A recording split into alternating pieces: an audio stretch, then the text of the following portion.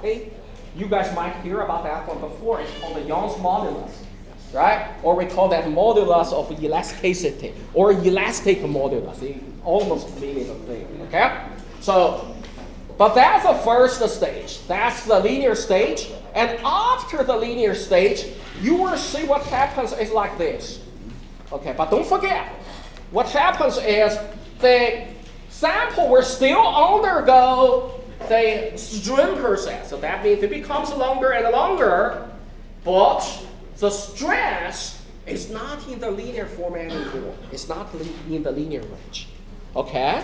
So we call this process, or this process corresponding to what? Corresponding to the plastic deformation. Right? So that means at any stage in between this plastic deformation stage, if you release the stress, the sample will keep the position.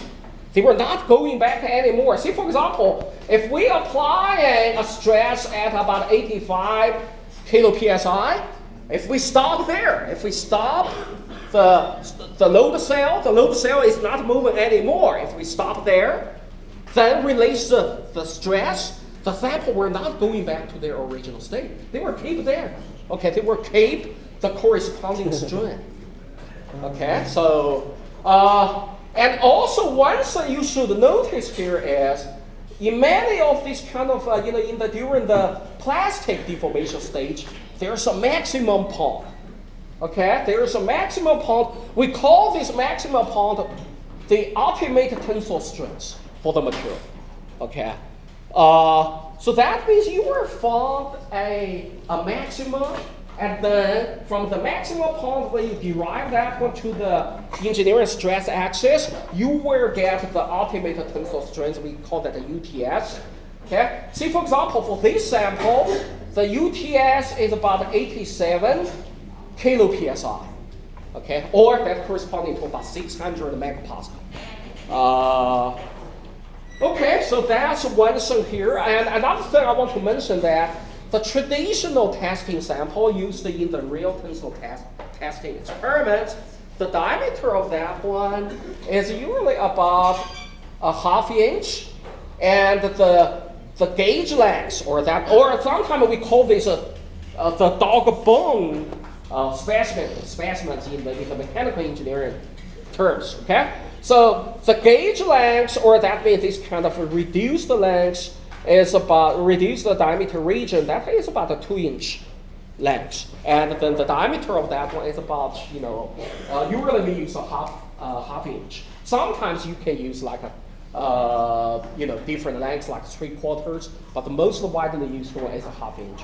Okay, so as I mentioned, we care about the linear stage because using the linear stage, we can easily calculate one important thing is called the Young's modulus, or modulus of elasticity, right? We use capital letter E stand for the Young's modulus. So to calculate the modulus, it's very easy. You use the stress over strain, but don't forget you need to use this linear stage, right? So the Young's modulus actually indicates how strong of your material is. Okay. See, for example, if you compare steel and aluminum, we know that steel is stronger, right? It's stronger than aluminum. One way to indicate the strength is if you measure the modulus of elasticity, steel is higher. Steel is about 207 gigapascal. That's a really large number, okay? To give you guys some guideline, okay? See, this is really a large number. See, for example, for the typical, if we think our skin, Young's modulus is significantly smaller because it's really soft. It's about, if you think about, it's about 30, 40 megapascals. But these times we are talking about the gigapascal. It's 3 orders magnitude larger than the megapascal, right? So modulus of elasticity for, say for example, for glass is about, it depends. Usually about 70, 80 gigapascal. So that's still a reasonable large number because it's hard, right? It's not easy to stretch. Aluminum is about 76 gigapascal. These are kind of like it's a large. It's still a very large number in many of the materials we use.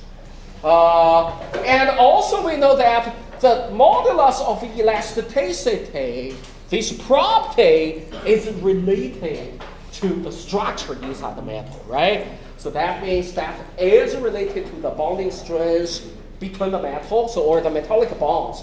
And we know that the higher the bonding strength or the metallic bond strength, that will lead to a larger modulus of elasticity, or that means metal will become stronger. Here, this table shows few different metals. You can see that the modulus of elasticity is about tends to lower number of 100 of a gigapascal. Okay, so shear strength modulus is usually smaller, right? It's usually because that indicates the sleeping between the different planes. So that one is usually smaller than the Young's modulus. The Poisson's ratio, that's also an important mechanical term, but I do not have time to talk about that one. So I will leave that one as is. Okay, so mostly you need to know about the modulus of elasticity. So now let's talk about the modulus of elasticity, or the Young's modulus, indicate the elastic deformation stage, right? But we know that for almost all materials, they are not only follow the elastic stage, they also show some plastic deformation stage, okay? To define the plastic deformation,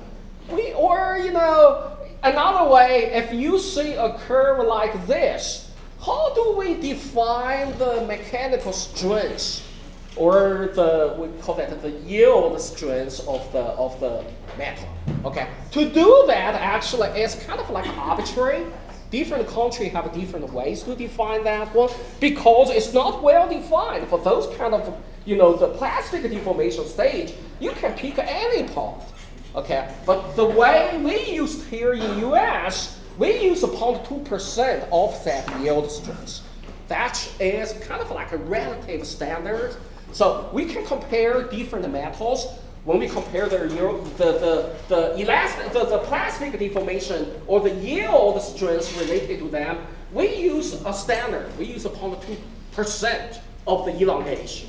Okay, then we compare their corresponding strengths, and then we can relatively compare their mechanical property. So to define the 0.2% offset yield strength, as I mentioned, this is arbitrary. Okay, you can define 0.3%. Some countries could even do like 0.5%.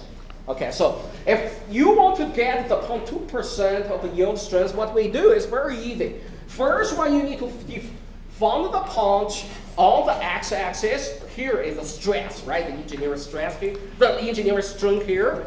You get 0.002 because that one corresponding to 0.2% strength, right? Okay, and then you draw a parallel line to the linear section of your stress strain curve. That's easy to do, right?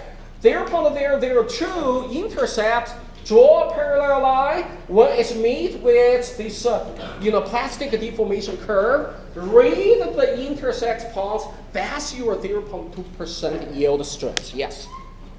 So you know what yield strength is one more time? What yield strength is? The yield strength is this, okay? So the metals undergo the plastic deformation, right? They will undergo, so all those stages indicate the plastic deformation, okay? But at a certain point, say for example, if you take a look like this, it will finally be yield. It will break, right, during the test. When you apply the force until the force is large enough, then the sample break. It will break at a certain point. Sometimes we can use that point, okay? Or sometimes people use the maximum point as a yield strength. But all these stages are related to the plastic deformation stage. So you can pick up actually any point during this stage, define that as a yield strength. Okay, so it's an arbitrary value, actually, tell you the truth. But the yield strength is related to the plastic deformation. Okay, as I mentioned, some people using that, some people using the maximum point, but in US, to compare different metals, we need to have some standard, right? So the standard here we use is a 0.2% offset yield strength. How about that? It's kind of like a comparable standard. We pick up that standard, we then compare all the all metals together. Which one has a higher number at 0.2% offset? The stress at that point have a higher one, then we can reasonably define that one has a better stress. How about that? So it's a relative value. Okay? So the reason is because the plastic deformation is really complex. It's not, the elastic region is well defined. It's very easy to get. So therefore, the Young's modulus for metals, usually you can think about as a constant. Though that depends on the preparation. Yes? Don't you have to calculate the entire plastic deformation before you can figure out the 2% yield strength? You don't need to. In this case, you don't need to. It's a fixed number. So that means, say for example, if you have two different metal pieces, they are treated differently. Okay, originally they were the same, but one you could, the sample could undergo annealing process. You heat them. The other one, during the cooling down process, you quickly quench the temperature. We call that temper process. Because of these two different processes, different processes undergo, by the different samples, they will show a different 0.2% offset yield strength. But anyhow, the thing I want to mention here is this one is arbitrary selected quantity. But it's comparable. The good thing is we can easily compare the different 0.2% offset yield strength between samples. How about that?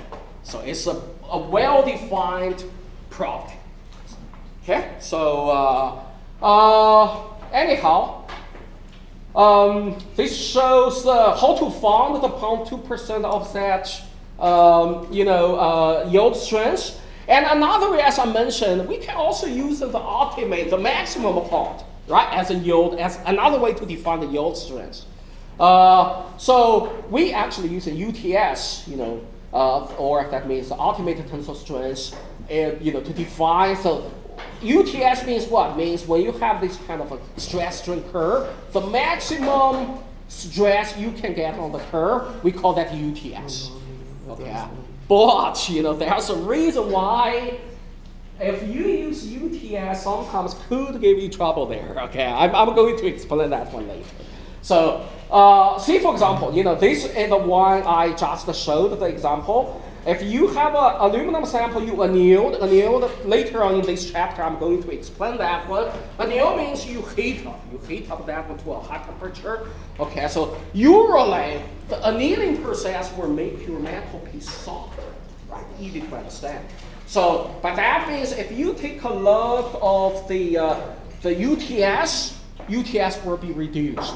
But the tempered one, that means the temperature gets quenched very quickly. You have a higher tensile or the engineering stress. The UTS, what happens here?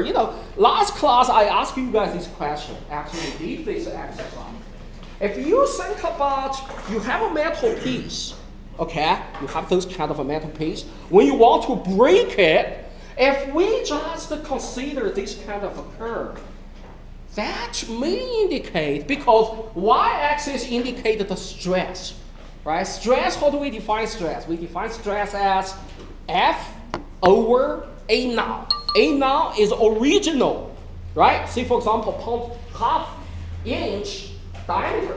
That's original diameter, right? Or the original cross-sectional area. So if you take a look of this kind of a curve, because A naught is always a constant, right? A naught is original dimension, original cross-sectional area as is a constant value. So, but if you take a look of the stress at the UTS, at the maximum, after UTS it drops. That indicates what? That It broke? Perhaps give us, no, it's not broke. It's not broke at that stage. If you calculate the force, force equals to engineering stress times A now. A now is a constant. Okay? Stress reduced indicate what? Indicate F. F means what? F getting smaller. So that means when it reaches the UTS, you have to apply the largest force to your testament, to your specimen, right? But after this maximum point, it seems like you just need to use less and less force until it breaks. Is that true? No way. In our experience, no, that's against our common sense. Because if you want to break a sample, uniform sample, I mean, there's no defects, okay? Here, important thing is, if we want to break it, you have to continuously applying force, larger force until it breaks, right? So this is the question I asked you guys last class. So yes?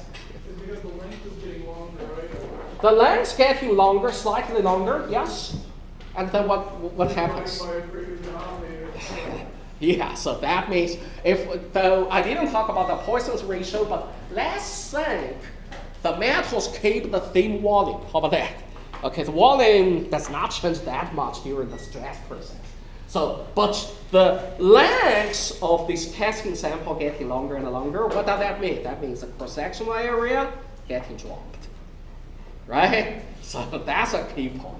So it's not true. It's not, just like it's apparent from the curve. It's not that, that's misleading us. Okay, so the real case here is you still have to apply higher and higher force, but don't forget, at the same time, the cross-sectional area getting smaller and smaller, right? So what happens here at the UTS point, the dimensional change is significant. Okay, so that means at this maximum point, if you take a look what happens in the sample, you will see a significant reduction of the cross-sectional area at this point. Okay, so that means there is a dimensional change in the diameter or that usually occurs in the center of the sample. Okay, so that's because of that. That's a limitation of our definition of the engineering stress. Okay, that's related because the engineering stress, when we plot the engineering stress, we always use the original dimension, we use the original cross-sectional area. That one is not a constant during the real process, right? That one, the dimension or the cross-sectional area getting smaller and smaller during the process. Indeed, if you really draw the real curve, the real stress, that means, the real stress means if we not using the original cross-sectional area, but using the real cross-sectional area at any time during the testing, you will see this kind of a real stress strain curve. That means the stress is always increased until it reaches the breaking point. Okay, so that's kind of like a limitation of the engineering stress and the strain definition. Okay, but anyhow, as I mentioned, at this UTS point, there is a significant reduction in the cross-sectional area. We call this process necking.